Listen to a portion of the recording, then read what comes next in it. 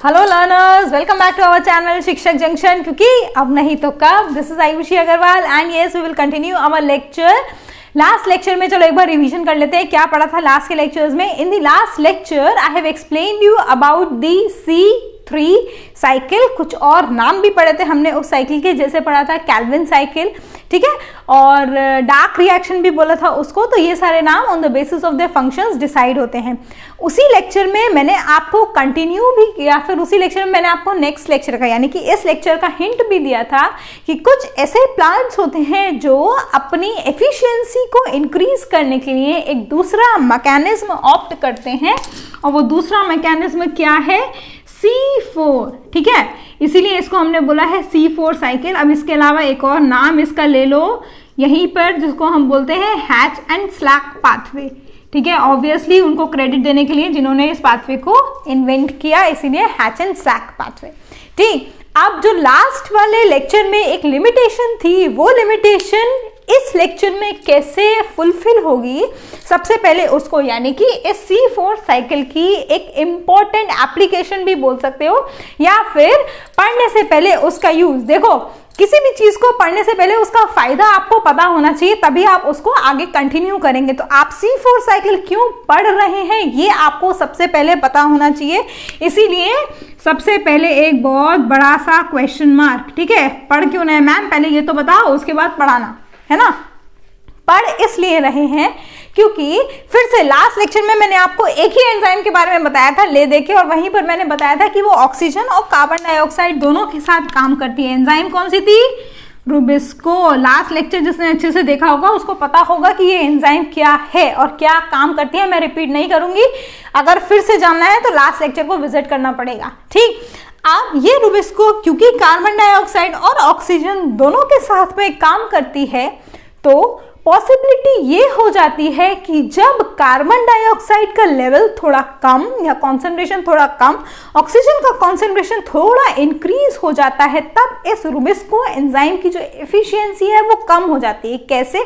Plants को कौन सा प्रोसेस करना है, ये सारा कौन से प्रोसेस के अंदर चल रहा है? अल्टीमेटली फोटोसिंथेसिस के अंदर चल रहा है। Photosynthesis and respiration are antagonists. इसका मतलब दोनों उल्टे प्रोसेस हैं। फोटोसिंथेसिस में कार्बन डाइऑक्साइड एक्सेप्ट होगी और रेस्पिरेशन में कार्बन डाइऑक्साइड जो है वो रिलीज होगी, ठीक। अब देखो, कार्बन डाइऑक्साइड और ऑक्सीजन के बीच की जो जंग है वो कैसे होगी यहाँ पर। जब कार्बन डाइऑक्साइड कम होगी, ठीक है, और ऑक्सीजन बढ़ेगा, तो ऑब्वियसली प्लांट्स फोटोसिंथेसिस की जगह इस एंजाइम के थ्रू क्या करना चालू करेंगे। एक प्रोसेस होता है जिसको आप डिटेल में यहाँ तो नहीं पढ़ेंगे, हाँ आगे जाके आपको ये प्रोसेस पढ़ना पड़ेगा, जिसको आप बोलेंगे फोटो रेस्पिरेशन। एक और नाम दिया जाता है इस फोटो रेस्पिरेशन को, वो है वारबर्ग इफेक्ट।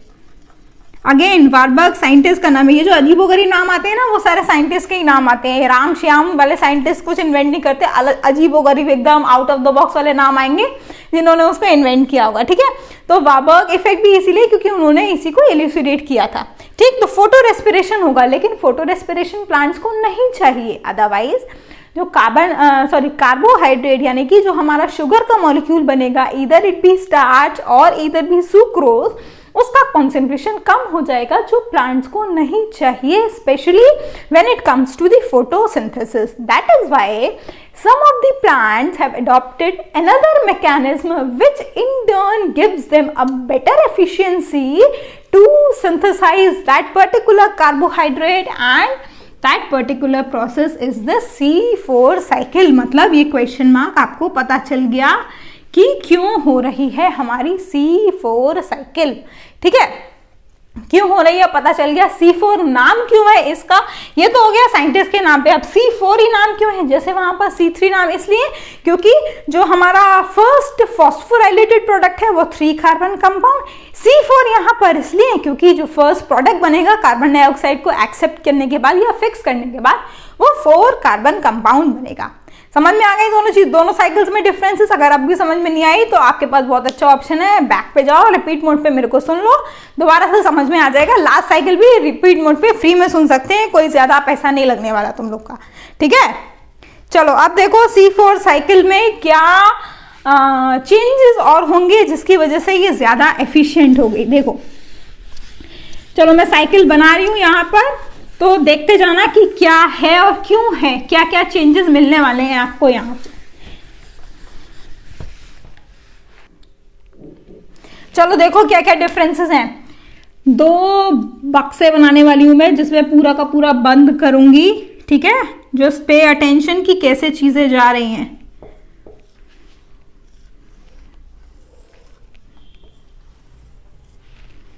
ठीक, ये जो 2 बॉक्सेस हैं that are in turn depicting the cells of the photosynthetic plant। और ये सेल्स कौन से हैं? ऊपर वाला जो है वो है मेसोफिल सेल, ठीक, और नीचे वाला क्या है? It is bundle sheath cell. अभी मैं बताऊंगी दोनों की जरूरत क्यों पड़ी यहाँ पर इस पूरे प्रोसेस को एकम्प्लिश करने के लिए। ऊपर वाला है मेसोफिल, दूसरा वाला है हमारा bundle sheath cell. Mesophyll cell में जो कार्बन डाइऑक्साइड है वो एक्सेप्ट होगी, लेकिन जैसा कि मैंने बताया वहां पर C3 प्रोडक्ट बन रहा था फर्स्ट, यहाँ पर वो नहीं बनेगा। कैसे? देखो, कार्बन डाइऑक्साइड अंदर आ रही है, कार्बन डाइऑक्साइड बाइकार्बोनेट आयन में कन्वर्ट होगी। उसके अलावा आपका जो प्रोडक्ट है जिसके थ्रू ये फिक्स होगी, वहां पर हमारा राइबोलोज 1,5 बिस फॉस्फेट था जो कार्बन डाइऑक्साइड को फिक्स कर रहा था। यहाँ पर it is PEP, that is phosphoenol pyruvate. लिख लो, स्पेलिंग याद नहीं रहेगी, मैं स्पेलिंग नहीं लिखने वाली हूँ जिससे तुमको, आप लोग को पता चले या मेरे को पता चले कि आप पूरा लेक्चर वॉच कर रहे हैं, ठीक है। PEP is phosphoenol pyruvate. With the help of this phosphoenol pyruvate, what happens is this carbon dioxide is phased into a 4-carbon product that is oxaloacetate। Again short form फिर से लिखो, oxaloacetate। Citric acid cycle में भी आपने ये word पढ़ा है तो याद रहेगा, ठीक है। अब ये oxaloacetate C4 प्रोडक्ट है, याद हो जाएगा। ये oxaloacetate डायरेक्टली हमारे बंडल शीथ सेल्स में ट्रांसफर नहीं हो सकता, it gets converted into yet another product that is malate. अब इसके पीछे भी एक रीजन है। देखो, सारे के सारे सेल्स के अंदर कुछ रिसेप्टर्स होते हैं या सिग्नलिंग मॉलिक्यूल्स होते हैं जो उस पर्टिकुलर प्रोडक्ट को एक जगह से दूसरी जगह ले जाने का काम करते हैं। अब ऑक्सैलोएसिटेट ऑल्दो C4 प्रोडक्ट है या C4 कंपाउंड है, लेकिन ये ट्रांसफर नहीं हो सकता। इसके पीछे का सीधा सीधा रीजन हो सकता है मेसोफिल सेल के पास इसको ट्रांसफर करने का जरिया ही ना हो, इसीलिए क्या किया, उसको दूसरे प्रोडक्ट में कन्वर्ट किया, that is malate, and this malate gets transfer to the mesophyll cells. अब वापस से क्या होगा?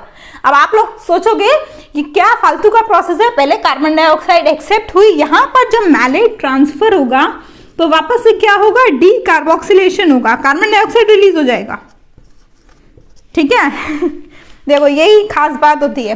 मैलेट से यहां पर फिक्सेशन हुआ कार्बन डाइऑक्साइड का, यहां पर हुआ decarboxylation, that means carbon dioxide gets release. This is how the concentration of carbon dioxide is increased in the mesophyll cells in order to increase the efficiency of the rubisco enzyme.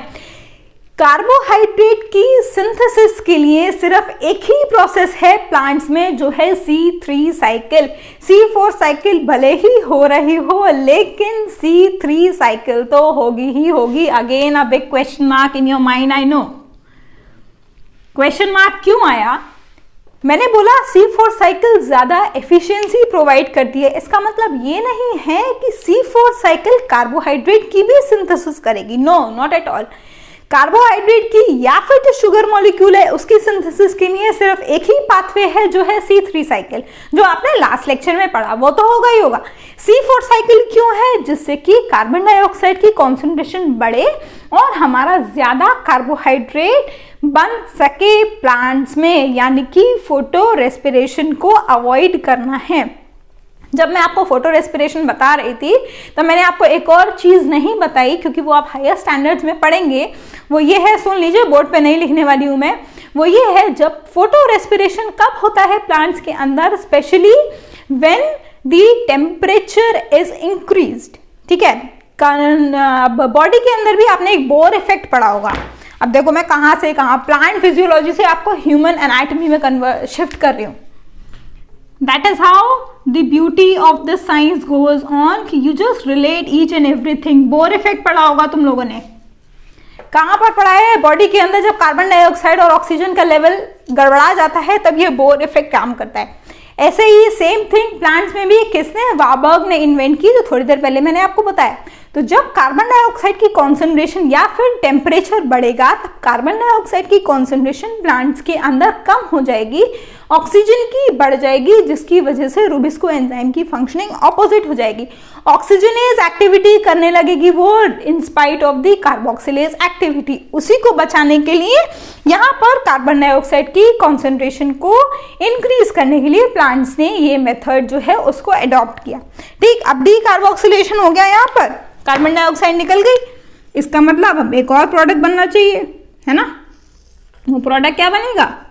Pyruvate. Again C3 carbon compound, ही कैसा? C4, ही कैसा? C3, क्योंकि एक carbon का molecule निकल गया। ठीक, अब ये पाइरूवेट क्या होगा? ट्रांसफर हो जाएगा। कर कुछ नहीं रहा, वो इधर से उधर बस चीजें ट्रांसफर ही कर रहा है ना, जैसे आप लोग करते हैं।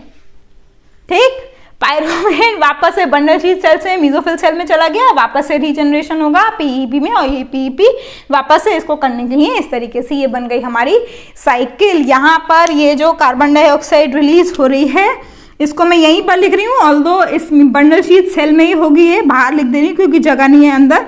यहाँ पर ये जाएगी कैल्विन साइकिल में और वापस से वही प्रोसेस होगा हमारा जो आपने लास्ट के लेक्चर में पढ़ा था। This is how the C4 cycle gets into the picture in case of specialized plant. उसका बेस्ट एग्जांपल मैंने आपको लास्ट लेक्चर में भी दिया था, शुगर केन। ठीक है, अगर ऐसा जहां पर भी शुगर केन होता है आपने वहां पर देखा होगा टेम्परेचर इंक्रीज हो जाता है, लेकिन फिर भी जो शुगर का प्रोडक्शन है वो रहता है। क्यों? क्योंकि उन प्लांट्स में you have the C4 cycle. और इस तरह की फिजियोलॉजी, इस तरह की एनाटमी होती है प्लांट्स के अंदर। इस एनाटमी को भी वैसे एक नाम देते हैं, ऑल्दो आपके सिलेबस में नहीं है, लेकिन हाँ जब आप आगे जाओगे तब पढ़ोगे, इसको क्रैन्स एनाटमी बोलते हैं। ठीक है, थोड़े फैंसी टर्मिनोलॉजीज हैं और मैंने हमेशा आपको बताया है कभी कभी ऐसे भारी भरकम नाम लिख देने चाहिए, अच्छा इंप्रेशन बढ़ता है एग्जाम्स में, स्पेशली अगर सब्जेक्टिव एग्जाम हो रहा है। ऐसे भारी भरकम वर्ड्स लिख दोगे और उसको अंडरलाइन कर दोगे, शॉर्ट ट्रिक है, ठीक है, इंप्रेस करने का आपके टीचर को। तो क्या ऐसे भारी भरकम नाम, कुछ फैंसी से जो नाम से बायोलॉजी में, अगर उनको लिख दोगे तो टीचर को लगेगा बहुत अच्छा स्टूडेंट है, बहुत कुछ आता है उसको। ठीक है जो लेक्चर देखेगा उसको अपने आप बहुत सारी चीजें समझ में आ जाएंगी कि मैं शॉर्ट ट्रिक्स भी बताती रहती हूँ, not even the complete process but yes. ठीक है, this is how the C4 cycle gets into. हाँ, उसका जो यूज है वो पहले ही मैंने आपको बता दिया। एक और बात, ऑल्दो अच्छा मेसोफिल सेल्स के अंदर ये C3 साइकिल इसलिए नहीं हो सकती क्योंकि इसको करने के लिए जो एंजाइम चाहिए दैट इज दी रुबिस्को, वो नहीं होती। रुबिस्को सिर्फ बंडल शीट सेल्स में ही प्रेजेंट है।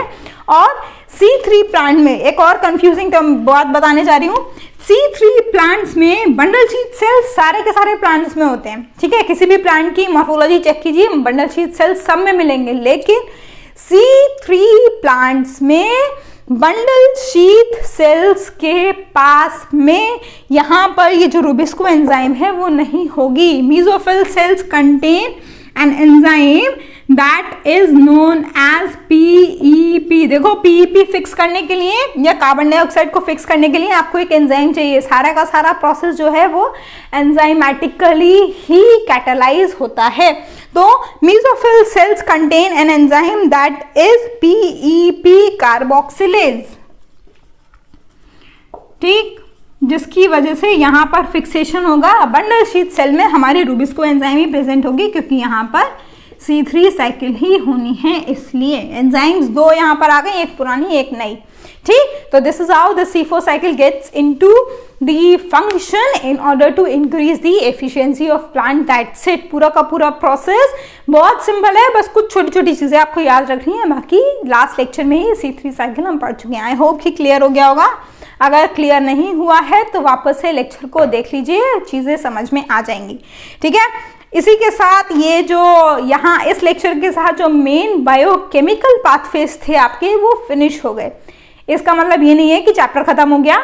नेक्स्ट लेक्चर से एक बहुत इंपॉर्टेंट टॉपिक स्टार्ट होने वाला है, one of my favourite topic है वो, और वो टॉपिक है हमारा सेल साइकिल कैसे सेल डिवाइड होती है अलग अलग फेजेस में, और स्पेशली वो क्रोमोसोम से कैसे रिलेटेड है वो आप पढ़ेंगे। अब जब बात क्रोमोसोम तक पहुंच गई है तो एक और इम्पॉर्टेंट चीज, क्रोमोसोम क्या होते हैं, कैसे डिवाइड करते हैं, क्यों डिवाइड करते हैं, नंबर कैसे मेंटेन रहता है, ऐसे बहुत सारे क्वेश्चंस आपके माइंड में हैं जो आप जेनेटिक्स वाली यूनिट में पढ़ेंगे, ठीक है। और वो यूनिट ऑलरेडी अपलोडेड है चैनल के ऊपर, आई थिंक 3 to 4 वीडियोस उसमें आ गई हैं, बाकी की वीडियोस भी इन अ डे और 2 अपलोड हो जाएंगी। तो do go and visit those particular unit, that is an important unit to study and trust me, अगर आप पढ़ेंगे तो मजा आएगा आपको उस वीडियो में सारे, ठीक है। एक और चीज़, हाँ,